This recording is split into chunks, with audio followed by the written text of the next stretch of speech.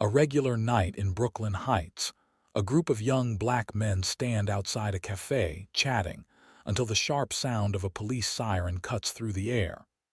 A police officer steps out, his eyes filled with suspicion. Without any reason, he orders them to leave immediately. But this time, things won't go as he expects, because one of them is not just an ordinary man. A shocking secret is about to be revealed, one that will change everything. But is it already too late to make things right?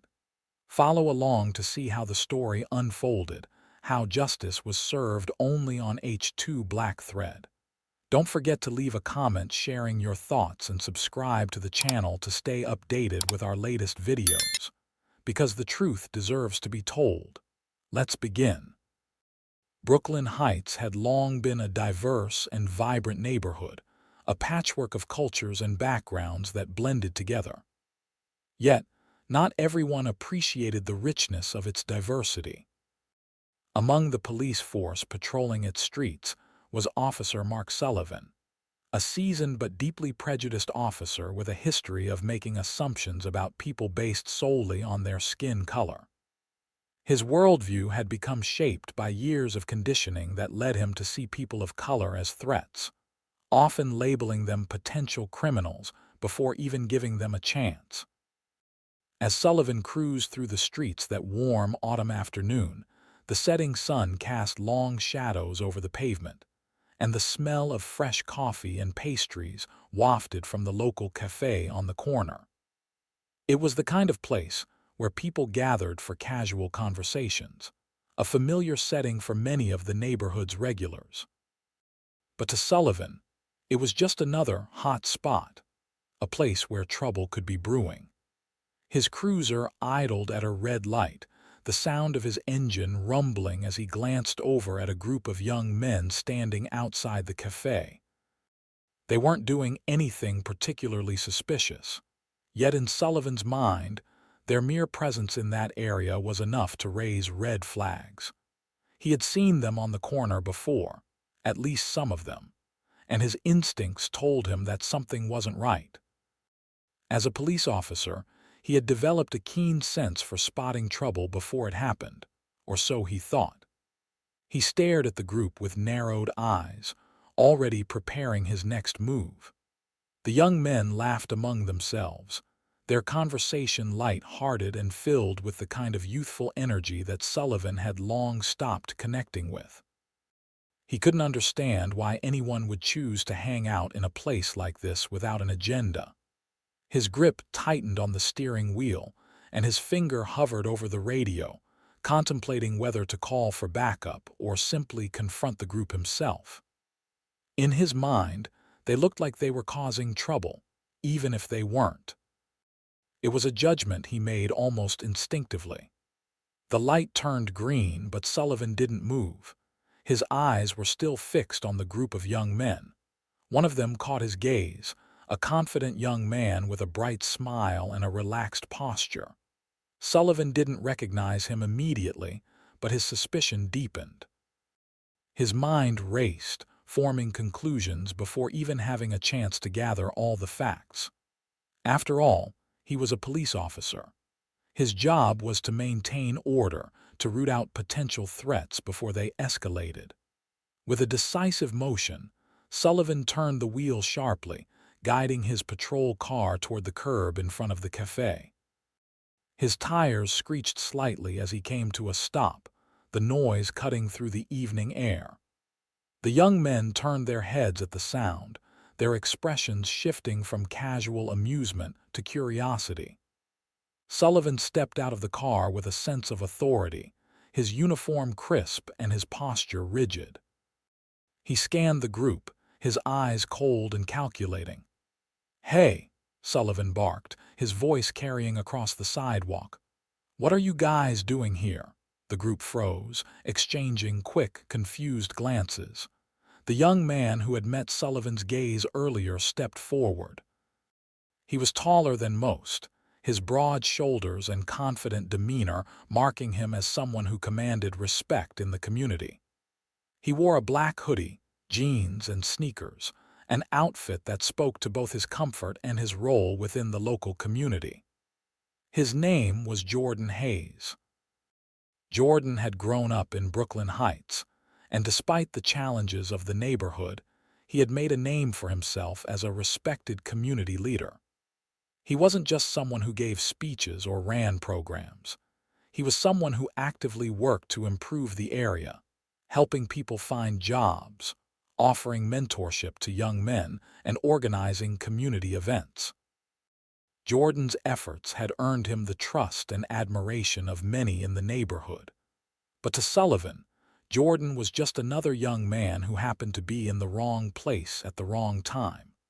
Sullivan's expression hardened as he stared at Jordan and the others.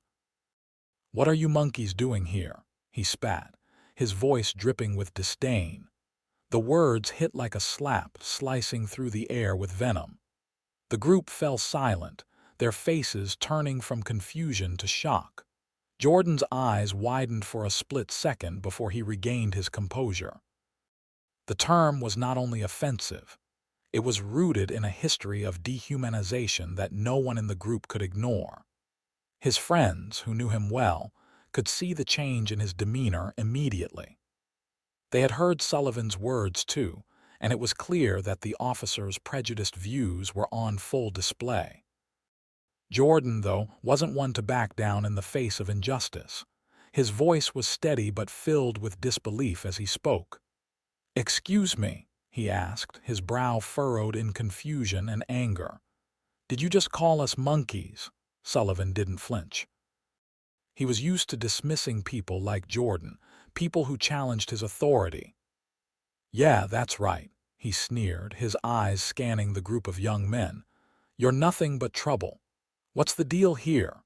Jordan stood tall, his expression unchanging despite the anger boiling inside of him. He had spent his life fighting against injustice and racism, and this moment felt like yet another reminder of the work that still needed to be done. But he knew better than to let his emotions get the best of him. He took a deep breath, trying to remain calm as he responded firmly. "You can't talk to us like that," he said, each word measured and deliberate. "That's not how we speak to each other, and that's certainly not how you're going to speak to us." Sullivan's face twisted in contempt. He wasn't used to being challenged, especially not by someone like Jordan. "I don't need to explain myself to you," he retorted, crossing his arms defiantly. "You're just another guy hanging out on the street. I don't care who you are." The tension in the air was palpable. Jordan's friends exchanged worried glances, sensing that things were escalating. They knew Jordan was a man of integrity, someone who had fought for their rights and worked tirelessly to improve their community. But today, they were witnessing something they hadn't seen before. A direct confrontation with an officer who clearly didn't understand the weight of his words or the damage they could cause. Jordan took another deep breath, trying to maintain his composure. He wasn't sure what would happen next, but he knew he couldn't let Sullivan's words slide. "Do you have any idea who I am?" he asked, his voice calm but laced with a quiet intensity. Sullivan rolled his eyes. "Yeah, you're just some guy," he scoffed, dismissing Jordan completely. "What are you going to do about it?" At that moment, Jordan made a decision. He would reveal his true identity, not to boast, but to make it clear that this wasn't just some random encounter. This wasn't just another case of disrespect. This was a challenge to the values of the community he served. He took a step forward, his gaze unwavering as he said, "I'm Jordan Hayes. I'm the new chief of police." The words landed like a bombshell. Sullivan's face drained of color as he took a step back, suddenly realizing the gravity of the situation. The group, who had been tense moments earlier, now exchanged looks of surprise and disbelief. The laughter from earlier, which had been directed at Jordan and his friends, now shifted in tone. It wasn't laughter at their expense. It was laughter at Sullivan's expense. His colleagues, who had arrived on the scene, stifled chuckles as they processed the revelation. Sullivan stood frozen, his mouth agape, his thoughts racing as he tried to comprehend what had just happened. His world seemed to tilt for a moment, and for the first time in a long while, he felt vulnerable under the weight of his own ignorance. "Are you joking?" Sullivan asked, his voice wavering. "No joke," Jordan replied, standing tall and unyielding. "And I won't tolerate this kind of behavior in my department or in our community." The moment was thick with significance. What had started as a typical interaction between a police officer and a group of young men had now transformed into something much bigger, a symbol of accountability and change. Jordan's unwavering stance had already begun to shift the dynamics, and Sullivan could only stand there, grappling with the reality of what he had just done. This was only the beginning. The atmosphere on the sidewalk outside the cafe grew thick with tension as the group of young men stood frozen, trying to process the sting of Officer Mark Sullivan's words. The sun, which had been dipping toward the horizon, now cast an amber glow across the street, illuminating the scene with a kind of surreal calmness that seemed to mock the brewing storm. The sound of distant traffic and the murmurs of people passing by were quickly drowned out by the weight of the moment. Officer Sullivan's harsh voice cut through the uneasy silence, his suspicion running deep. His eyes narrowed as he surveyed the group, each individual a suspect in his mind. He had seen enough crime in his career to know what he thought was trouble when he saw it. And to him, the group of young men standing casually outside the cafe fit the profile of everything he feared. He had learned long ago to trust his gut, and his gut told him these men were up to no good. But in his mind, he wasn't just dealing with a group of people hanging out. Sullivan's ingrained biases began to fester as he looked at their skin, their clothes, their presence in the neighborhood. To him, they represented a threat, one he believed he had to control. His hand moved instinctively toward his radio, but before he could say anything, his mouth opened, driven by something darker than his professional instincts. "What are you monkeys doing here?" he barked, his words venomous and filled with an open contempt. It was a vile, racist insult, one that seemed to hang in the air long after it was said. The slur was a direct blow to the dignity of everyone present, but it was especially egregious to Jordan Hayes, who stood at the forefront of the group. Jordan's chest tightened with disbelief and anger as Sullivan's words landed like a physical blow. The group reacted in shock, their faces registering the sudden shift from normalcy to open hostility. The air grew heavier, and a deep silence enveloped the corner of the street, broken only by the faint hum of passing cars. For a moment, it seemed as if time stood still, each person processing what had just been said. Jordan's friends, all of them from the neighborhood, exchanged startled glances. They had known Officer Sullivan for years, and while they'd never been treated with respect, they had never been called such an insulting, dehumanizing name. The look in their eyes was a mixture of disbelief and fury, a shared understanding that this was not just a personal attack on them. It was an affront to everyone in their community, a direct reminder of the systemic racism they had all faced for far too long. But while the others were still grappling with the insult, Jordan was already stepping forward, his presence commanding the space around him. He wasn't just anyone on the street. He was a respected leader, a figure in the community who had worked tirelessly to foster understanding, build bridges, and promote peace. And he wasn't about to let Sullivan's words slide, not when so much was at stake. Jordan's voice was steady but filled with authority as he addressed the officer. "Excuse me, did you just call us monkeys?" His question was deliberate, each word measured. His eyes locked onto Sullivan's, his gaze unwavering as he tried to make sense of what had just been said. It was clear from the moment Jordan spoke that this was more than just an argument. It was a moral confrontation, a stand against racism and ignorance. Sullivan's expression faltered for just a moment, but his stubbornness quickly took over. He crossed his arms and sneered. "What's the problem? You've got a bunch of people just standing around, and I'm supposed to believe you're all law-abiding citizens." His voice dripped with derision, but there was also a tinge of defensiveness in his tone, as though he knew, deep down, that he had crossed a line. Jordan could feel the anger bubbling inside of him. It wasn't just about the insult anymore. It was about the years of oppression, the unchecked power of an officer who thought he could impose his biases on an entire community. Jordan wasn't going to back down now. He had fought for equality for too long, and this moment was no different. "You don't get to talk to us like that," Jordan said firmly, his voice rising. "You don't get to dehumanize us.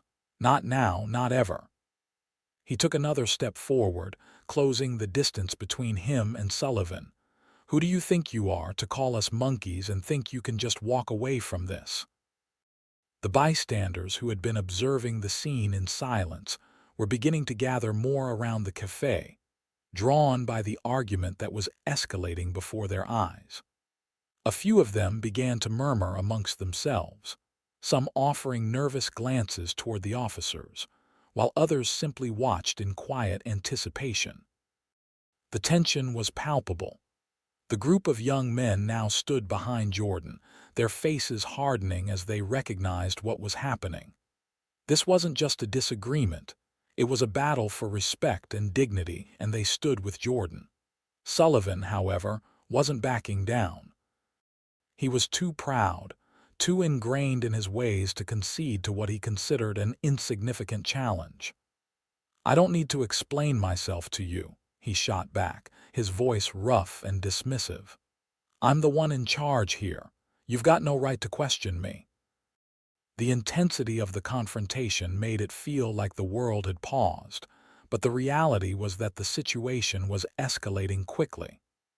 The group of young men, once hesitant, now stood firm in their support of Jordan, their silence speaking volumes.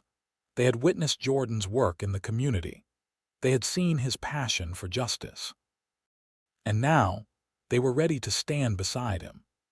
But as the argument continued to escalate, the sound of other patrol cars approaching the scene filled the air, drawing the attention of even more bystanders. Several other officers arrived, stepping out of their vehicles and glancing between the two groups.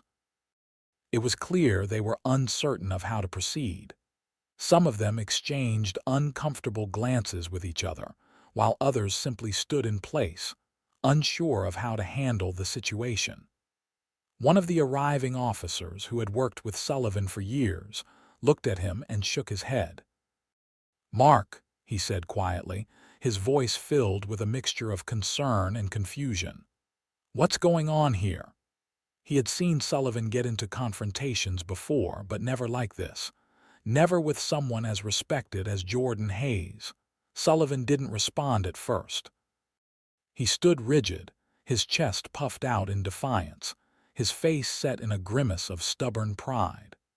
His posture radiated authority, but it was an authority that was beginning to crack. The other officers hesitated, unsure whether to intervene in what seemed like a straightforward case of misconduct by one of their own or to side with their colleague. Jordan took a deep breath and turned toward the officers who had arrived on the scene.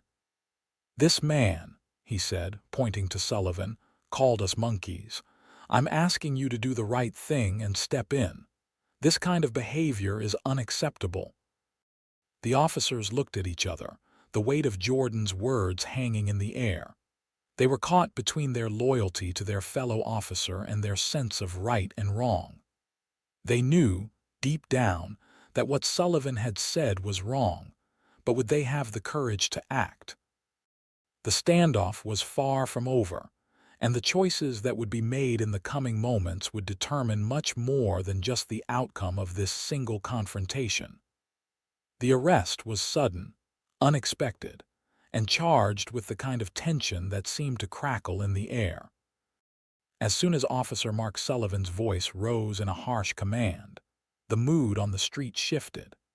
With his pride bruised by Jordan's confrontation, Sullivan's next move was swift and decisive, though his decision was laced with the fury of someone who had just realized they had lost control of a situation. "You're all under arrest for causing a public disturbance," Sullivan barked, his hand already gripping his handcuffs. His tone was full of authority, but it was clear to everyone present that it was more about retaliation than any real reason for an arrest. The accusation was flimsy at best. No one had actually done anything to warrant being taken into custody. But in Sullivan's eyes, his authority was being challenged in front of too many witnesses, and that was a violation in itself. Jordan looked around at his friends, who were visibly shaken but standing firm. They hadn't done anything wrong. This entire situation was a direct consequence of the officer's blatant racism. And yet, here they were, about to be arrested for something that wasn't their fault. For a brief moment, there was a flicker of hesitation in Jordan's eyes. He wanted to fight back. He wanted to scream and demand that everyone see the injustice unfolding before their eyes. But he knew that if things escalated any further, it could lead to something far worse. The risk of physical confrontation loomed like a storm cloud above them, and Jordan wasn't willing to let that happen. Not here, not now. "Let's just go," Jordan muttered under his breath, his voice steady but filled with quiet determination. "We don't want this to get worse." His friends, though clearly angered by what was happening, nodded in agreement. No one wanted to escalate things, and so, despite their protests and the injustice of the situation, they allowed themselves to be taken into custody. The group of men, once filled with righteous anger, now stood in reluctant silence as they were led toward the waiting police car. As they were ushered toward the back of the patrol vehicle, Jordan caught the eyes of some of the bystanders still watching from the sidewalk. His gaze was a silent plea, a call for them to understand what was really happening. The ride to the Brooklyn Heights police station was a silent one, the air in the back of the squad car thick with frustration and disbelief.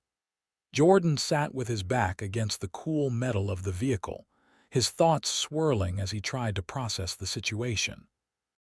They had been wronged, insulted, humiliated, and now they were being arrested for the simple act of defending their dignity. It was the kind of injustice that was all too familiar, yet still, every time it happened, it felt like a punch to the gut. When they finally arrived at the police station, the mood shifted again, but this time it was one of uncertainty. The officers who had arrived with Sullivan, the ones who hadn't stepped in to stop him, were now looking at each other with an air of discomfort. They didn't say anything, but their silence spoke volumes. They had all been witnesses to what had transpired on the street corner, and none of them could ignore the fact that Sullivan's actions were deeply wrong. Jordan, though handcuffed and frustrated, stood tall as the group was led into the station. His head was held high, his shoulders squared. He wasn't about to let this situation break him. He was a leader, and he would continue to stand firm in his principles, no matter what was happening around him. Inside the station, the atmosphere was tense. The officers who had seen Sullivan's outburst were exchanging furtive glances. Some of them clearly felt uneasy about the arrest, about the whole situation, but none of them spoke up. The system, for all its flaws, was still the system, and in that system there was safety in silence. Jordan and his friends were brought into a small holding area, the cold steel of the cell doors clanging shut behind them. The reality of their arrest set in like a heavy weight. They had no idea what was coming next, but they did know one thing for sure: they weren't going to back down. As they settled into the cell, the young men exchanged murmured words of solidarity. They had been humiliated, yes, But this wasn't over. They knew that the fight for justice didn't end with an arrest. If anything, it was just beginning. Back in the front area of the station, Officer Sullivan was speaking with a few of his colleagues. They had been among the officers who had arrived at the scene during the confrontation, and they were now looking at Sullivan with a mixture of confusion and unease. "You really think this is a good idea, Mark?" one of the officers asked, his voice low and hesitant. He was a veteran on the force, someone who had worked with Sullivan for years. They had shared a mutual respect for one another, but now he could barely look his partner in the eye. Sullivan shrugged, though the unease in his demeanor was palpable. "They were causing a scene," he muttered, though it was clear to anyone listening that he wasn't fully convinced by his own justification. His pride had been wounded, and this was his way of reasserting control. He had a point to prove, and he was willing to take the consequences of his actions to make that point. Another officer, a younger one who had been on the job for only a few years, shifted uncomfortably from foot to foot. He had witnessed Sullivan's outburst from the moment he arrived at the scene, and while he hadn't been in the position to step in, he now found himself questioning everything he thought he knew about policing. "Mark," the younger officer began, his voice shaking slightly. "I don't know. That wasn't right. You can't just go around calling people names like that, not without consequences." Sullivan shot him a sharp look, his face twisting into a scowl. "What are you getting at, Jenkins?" His voice was icy, though there was a note of defensiveness in it. "This is how it's always been. We deal with this kind of thing all the time." Jenkins swallowed nervously, but his next words were filled with a quiet conviction. "It's not right, Mark, and we both know it." For a long moment, Sullivan said nothing. He didn't know how to respond.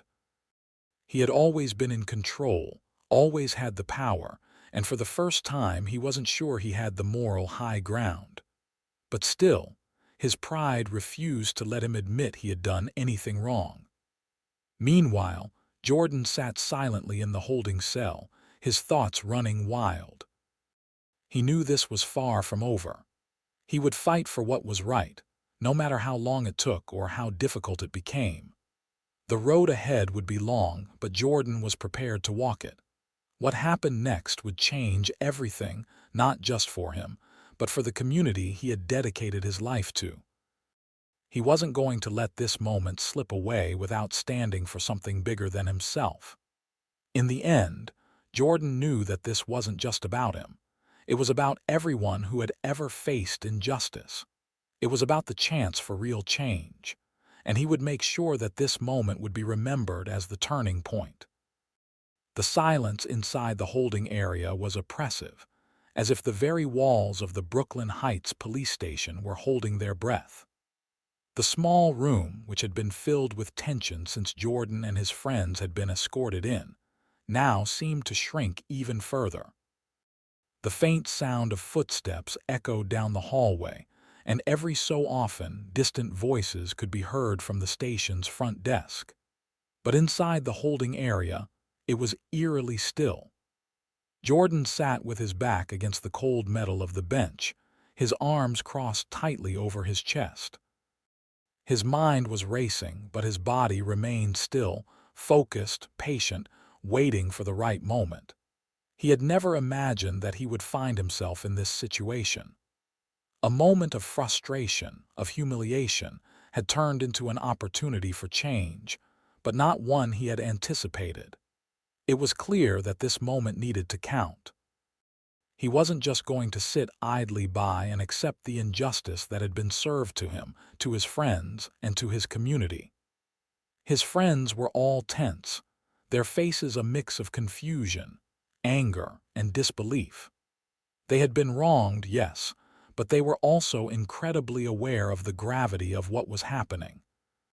In the face of racism and discrimination, there was a choice, either to stand down and accept it or to fight for what was right, no matter the cost.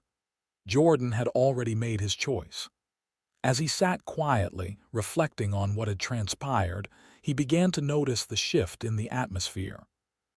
The officers who had been outside earlier, the ones who had witnessed Officer Sullivan's outburst, were now walking into the holding area. They were slowly making their way toward the small group of prisoners, some looking uncomfortable, others appearing concerned, but none of them willing to speak up yet. The silence between them was thick, laden with unspoken questions and judgments. Then, the door to the holding room creaked open, and Officer Sullivan walked in, his face twisted in frustration and disbelief. He had spent the last few minutes trying to justify his actions to the other officers, but deep down, he knew he had made a grave mistake. The discomfort that had settled on him wasn't just the weight of the situation. It was the nagging realization that he had overstepped and that there would be consequences. Jordan looked up from where he sat, his gaze steady, unwavering. Without saying a word, he stood up slowly. The sound of his shoes against the concrete floor seemed to echo louder than normal in the tense silence. The shift was subtle, but it was palpable. The other officers, who had been preoccupied with their conversations, now noticed Jordan's movement. They looked at each other, their expressions shifting from curiosity to confusion. At that moment, Jordan made his move. He didn't need to shout or demand attention. His presence alone commanded the room.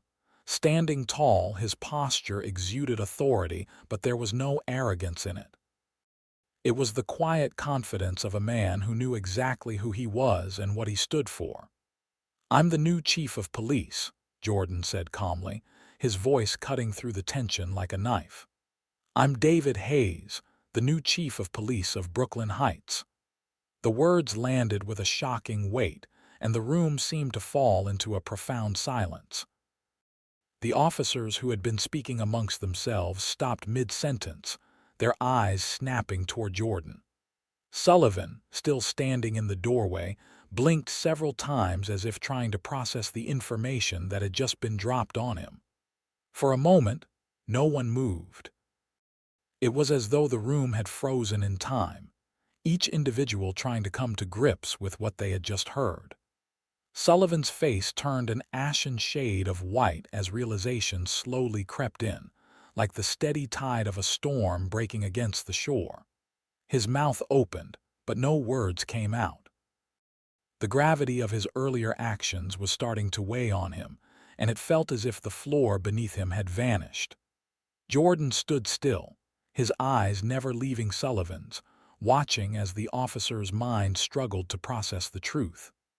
Sullivan, once filled with authority, was now stripped of any semblance of control. His grip on the situation, on everything, was slipping, and it was clear to anyone who was paying attention that he was now the one in the wrong. You're the chief," Sullivan stammered, his voice barely above a whisper as though he couldn't believe what he was hearing. His pride, his sense of superiority, had been so thoroughly shattered in that instant that he could barely find the words to respond. Jordan nodded, his expression unwavering. "Yes, I am. And I will not tolerate the kind of behavior you displayed today, not from anyone in this department." The room was still for a beat longer, the reality of the moment settling in. The other officers exchanged nervous glances, unsure of what to do. There were no shouts, no immediate movements toward action. Instead, they stood frozen, their collective disappointment hanging in the air like a cloud. The silence that followed was uncomfortable, thick with the awareness that they had witnessed something monumental. One of the officers, a woman who had been quietly observing from the corner, finally spoke up. "Mark," she said quietly, her voice steady but firm, "what you did wasn't just wrong, it was dangerous. We all saw it." Her words were soft but sharp, like the sting of a reprimand. Sullivan's eyes flicked toward her, but he didn't have a response. The weight of her words hit him hard, but there was no escaping the truth. His actions had crossed a line, and now he was going to have to deal with the consequences. Jordan, sensing the shift in the room, stepped forward. "I hope you all understand the seriousness of what happened here today," he continued, his tone measured but filled with the kind of authority that only someone in his position could command. "This behavior is unacceptable, and it won't be tolerated. It's time for this department to change, and I'm going to make sure it does." The officers stood in stunned silence, their gaze shifting from Sullivan to Jordan, then back to each other. The air was thick with the realization that they were at a crossroads, not just as individuals but as a department. It was clear that things could never go back to the way they were, not after this moment. Not after Jordan had exposed the depth of the issue in front of them all. Jordan didn't wait for a response. He didn't need to. He had made his point, and now it was time for him to take control. He wasn't going to let Sullivan's actions, nor anyone else's prejudice, define the future of the department. Turning on his heel, Jordan walked out of the holding area, leaving behind a room full of officers still processing the gravity of the moment. As he stepped into the hallway, he could hear the quiet murmur of voices behind him, but he didn't look back. He had already made his stand. Now it was time for everyone else to decide what they would do next. For Sullivan, it was a moment of reckoning. For Jordan, it was the beginning of a new chapter, a chapter of accountability, change, and leadership. And as the weight of what had just transpired began to settle in, the community of Brooklyn Heights would soon learn that real change was not just a possibility. It was now a certainty. The morning after the shocking revelation in the Brooklyn Heights police station, the atmosphere was charged with anticipation. Word had quickly spread about the confrontation between Chief Jordan Hayes and Officer Mark Sullivan, and the city was buzzing with mixed reactions. Some were shocked by the extent of Sullivan's actions, others by Hayes's firm stance on addressing the issue, but all could agree on one thing: things were about to change. Inside the chief's office, the mood was somber. Jordan Hayes sat behind his desk, his hands clasped together, his expression a mixture of resolve and frustration. This was not how he had envisioned his first days in office, but it was a reality he had to face. He had worked tirelessly to become the new police chief, to bring about reform, and now, this was the moment to prove his commitment to his community and to his values. As he looked through the reports that had already come in about the incident, he knew that this was just the beginning.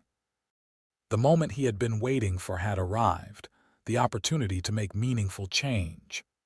The door to his office opened slowly, and Officer Sullivan stepped inside. He looked noticeably disheveled, his uniform slightly wrinkled, his eyes filled with a mixture of shame and anger. He had been called to this meeting to face the consequences of his actions, and he knew there was no escaping the truth now. "Chief Hayes," Sullivan began, his voice hesitant. Jordan raised a hand, signaling him to stop.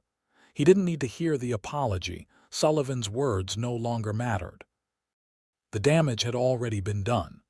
"We both know why you're here, Mark, and frankly, there's nothing you can say that will undo what happened yesterday." Sullivan's face flushed with embarrassment, but he tried to keep his composure. He had always prided himself on his authority, his position, and the respect he believed he had earned in the force.